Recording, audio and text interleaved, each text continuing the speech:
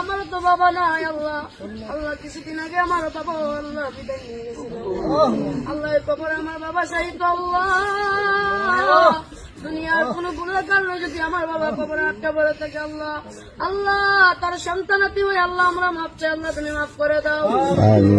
ডাকিব আমরা বাবা বলিয়া,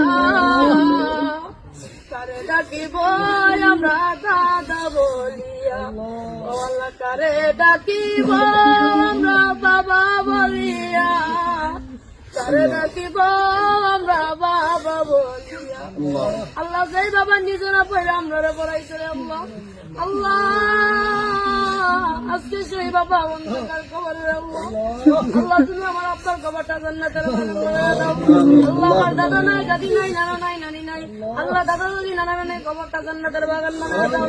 আল্লাহ তারা তো দুয়ার আসে বসে থাকে রে আল্লাহ, আল্লাহ তারা দুনিয়া আওলাদ পাঠাইছে আল্লাহ, তারা তো আজকে অন্ধকার কবরে, তারা আওলাদের কাছে আল্লাহ সাহায্য চাই।